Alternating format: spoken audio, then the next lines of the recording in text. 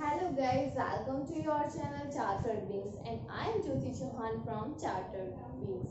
Today we are talking about PNL appropriation.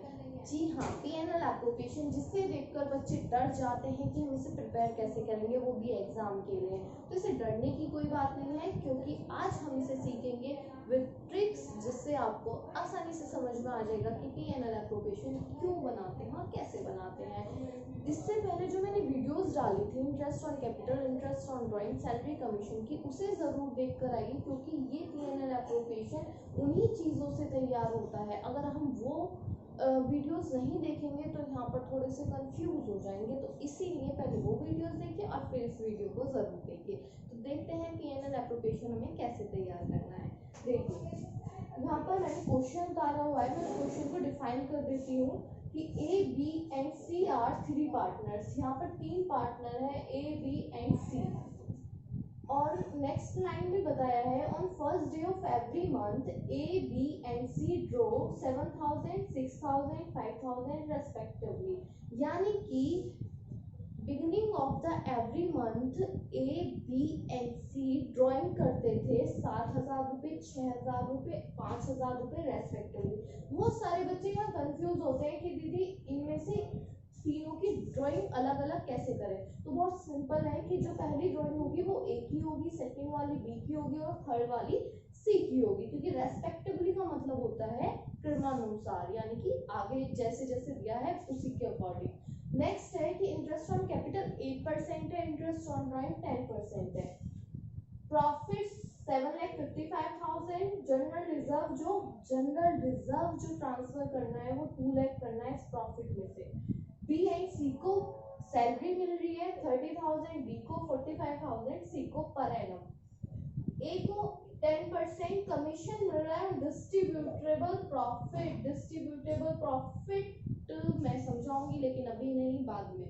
इसका meaning भी बहुत जरूरी है, आप लोगों को आना चाहिए। After charging such commission and हमारी कैपिटल, ओपनिंग कैपिटल दे रखी है ए बी एंड सी की। ओके गाइस, आपको क्वेश्चन समझ में आ गया। टोटल क्वेश्चन में इंटरेस्ट ऑन ड्राइंग भी है, इंटरेस्ट ऑन कैपिटल भी है, सैलरी भी है, कमीशन भी है और जनरल रिजर्व भी है, यानी कि लगभग सारी चीजें कवर हो चुकी हैं इसमें। तो आप देखिए कैसे करना है। सबसे पहले इसने दिया है कि हमें क्रेडिट साइड में सबसे पहले प्रॉफिट उतारना होता है, जो प्रॉफिट नेट प्रॉफिट होता है। तो हमें यहाँ पर प्रॉफिट दिया है 7,55,000। तो यहाँ पर हम बाय PNL अकाउंट लिखकर नेट प्रॉफिट लिख देंगे 7,55,000, यानी कि इस आइटम का काम हो चुका है। अब इसका कुछ नहीं करना, आप शुरू से पढ़ते देखिए। अब इसने सबसे पहले क्या दे रखा था, ड्राइंग दे रखी थी ए बी एंड सी की 7,000, 5,000 एंड 7,000, 6,000 एंड 5,000। अब आपके दिमाग में एकदम से आइडिया आएगा, ठीक है ये तो बिगनिंग वाला केस हो गया, बिगनिंग ऑफ द मंथ, और इसमें तो दीदी ने सिखाया था कि जल्दी से फटाफट टाइम पीरियड निकालेंगे और इंटरेस्ट ऑन ड्राइंग निकालेंगे। रुको रुको रुको, इतनी जल्दी मत करो, क्योंकि पहले देख लो इंटरेस्ट ऑन ड्राइंग के आगे पर एनम नहीं है बच्चों। जो कि जब मैंने इंटरेस्ट ऑन ड्राइंग समझाते हुए ये नोट्स में लिखवाया था कि पर एनम ना हो तो हमें मंथ्स कंसीडर करने की जरूरत नहीं होती है, यानी कि हमें टेंशन लेने की जरूरत नहीं है कि टाइम पीरियड कैसे निकलेगा। सिंपल इंटरेस्ट ऑन ड्राइंग निकालेंगे। वो कैसे निकालेंगे देखिए। Interest on drawing PNL appropriation के क्रेडिट साइड आता है, क्योंकि फर्म ये चार्ज करती है पार्टनर से, इसीलिए फर्म का प्रॉफिट होता है। तो फर्म का जब प्रॉफिट होता है तो क्रेडिट साइड होती है। तो बाय इंटरेस्ट ऑन ड्राइंग लिखेंगे हम ए बी एंड सी। अब देखिए ए ने टोटल ड्राइंग कितनी करी है, ये तो 7,000 in the beginning of every month करी है, यानी कि हर महीने के शुरू में करिए। अब मंथ कितने होते हैं, 12 होते हैं दीदी। तो टोटल ड्राइंग कितनी हुई दीदी देख लेते हैं। तो total drawing of A B and C, A B and C की टोटल ड्राइंग कैसे निकालेंगे। ए ने 7,000 एक महीने में करी, इनटू मंथ कितने होते हैं 12। इसी तरीके से बी की करेंगे, बी ने कितनी करी है 6,000 इंटू 12 एंड सी ने 5,000 इंटू 12। अब इनकी मल्टीप्लाई करेंगे। दीदी टेबल तो आता नहीं है, सॉरी मैं टेबल नहीं सिखा सकती, आप टेबल याद करके आइए फिर मल्टीप्लाई करिए, ठीक है। तो इसे मल्टीप्लाई कर लेंगे। 84,000, 72,000 एंड 60,000। तो इन तीनों की ड्राइंग आ चुकी है। 84,000, 72,000 एंड 60,000। तो जब हमें मंथ्स कंसीडर ही नहीं करने, केवल क्या करना है, रेट अपॉन 100, और मंथ्स कंसीडर नहीं होने तो ब्रैकेट क्लोज कर दीजिए। सो इसका 10% निकालेंगे तो ये 8400 आ जाएगा। इसका निकालेंगे 7200 आ जाएगा। इसका निकालेंगे तो ये आ जाएगा 6000। और इन तीनों को ऐड कर बाहर वाले कॉलम में लिखेंगे। सो ऐड करिए, 8 6 14, 14 and 7 20, 1600 आ गया, ठीक है। इंटरेस्ट ऑन ड्राइंग निकल गया है। अब इसके बाद इंटरेस्ट ऑन कैपिटल। अब interest on capital firm provide करती है पार्टनर्स को। एक तरीके से फर्म का खर्चा हुआ तो कहाँ आएगा, डेबिट साइड आएगा। डेबिट साइड आएगा तो इंटरेस्ट ऑन ड्राइंग यहाँ लिख देते हैं टू इंटरेस्ट ऑन ड्राइंग, और sorry interest on capital. So guys अब हम इंटरेस्ट ऑन कैपिटल कैलकुलेट करेंगे। इंटरेस्ट ऑन कैपिटल इन तीनों पार्टनर्स की ओपनिंग कैपिटल पर कैलकुलेट करेंगे। और इंटरेस्ट ऑन कैपिटल का टाइम फैक्टर भी कैलकुलेट नहीं होगा, क्योंकि हमें इंटरेस्ट ऑन कैपिटल के आगे भी पर एनम नहीं दिया है। So it is very easy कि जब हमें पर एनम ना दिया हो तो हम बहुत आसानी से कैलकुलेट कर सकते हैं। इनकी ओपनिंग कैपिटल है, ए की 5 लाख है एंड बी की 4 लाख एंड सी की 3,50,000। इनका 8% कैलकुलेट करना है।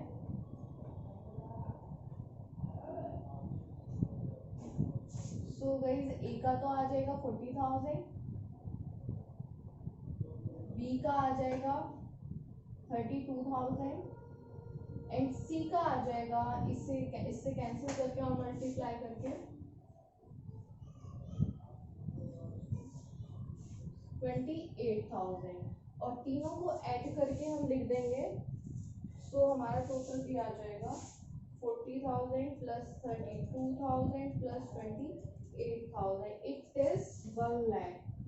1 लाख आ गया। सो हमारा इंटरेस्ट ऑन ड्राइंग भी कैलकुलेट हो गया है, इंटरेस्ट ऑन कैपिटल भी कैलकुलेट हो गया है, प्रॉफिट भी हमने वहाँ लिख दिया है। एंड अब आती है जनरल रिजर्व। तो जनरल रिजर्व भी पीएनएल एप्रोप्रिएशन से ही ट्रांसफर होता है, तो यहीं पर लिखेंगे जनरल रिजर्व। सो जनरल रिजर्व 2 लाख का है, जितने का है उतने का ही ट्रांसफर कर देंगे। और उसके बाद बीएनसी को सैलरी मिल रही है। बीएनसी को कितनी सैलरी मिल रही है, 2 salary B and C 30,000 and 45,000 C को पर एनम सैलरी मिल रही है इन लोगों को। So it is 75,000। गाइस ये चीजें हम डेबिट साइड इसलिए लिख रहे हैं क्योंकि फर्म प्रोवाइड कर रही है पार्टनर्स को, और जो फर्म पार्टनर से लेती है उसे हम क्रेडिट में लिखते हैं, वो इंटरेस्ट ऑन ड्राइंग होता है। तो इंटरेस्ट ऑन ड्राइंग को छोड़कर बाकी की सारी चीजें डेबिट साइड ही आएंगी। अब नेक्स्ट है कि ए 10% कमीशन लेता है डिस्ट्रीब्यूटेबल प्रॉफिट। डिस्ट्रीब्यूटेबल प्रॉफिट जो होता है उसका मतलब होता है कि इसे ऐड करके इन तीनों को माइनस करके जो प्रॉफिट आएगा इट इज डिस्ट्रीब्यूटेबल प्रॉफिट। सो हम इन दोनों को ऐड कर लेते हैं। 7,55,000 प्लस 21,600, यह आ गया 7,76,600। अब हमें ए को कमीशन भी देना है।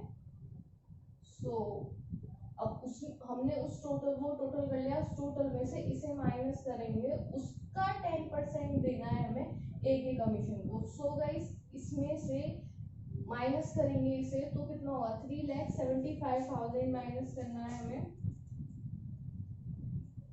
ये आ गया 4,76,000 1600 into 10% after charging such commission। After charging सच कमीशन का मैंने इससे पहले वीडियो भी डाला है कमीशन के टाइप्स के ऊपर, उसमें मैंने फुल वीडियो डाला है कि किस तरीके से हम कमीशन को निकालते हैं। तो यहाँ पर आफ्टर चार्जिंग सच कमीशन है, इट मींस डिस्ट्रीब्यूटर प्रॉफिट आ गया इंटू 10 अपॉन 100 प्लस 10, यानी कि इंटू 10 करेंगे और डिवाइड कर देंगे उसे 110 से। सो हमारा आ जाएगा ये 36,510 अप्रोक्सीमेटली 36,509.09 आ रहा है, तो हम इसे अप्रोक्सीमेटली 36,510 लिख देंगे। अब इसमें से ये सारी चीजें माइनस करेंगे और ये सारी चीजें माइनस करने के बाद जो प्रॉफिट आएगा वो तीनों पार्टनर्स में डिस्ट्रीब्यूट होगा, बट किस रेशो में होगा जरा आप मुझे ये बताइए। इतने में माइनस करती हूँ, आप थोड़ा सोचिए कि किस रेशो में डिस्ट्रीब्यूट होना चाहिए। ये थोड़ा छोटा पड़ रहा है,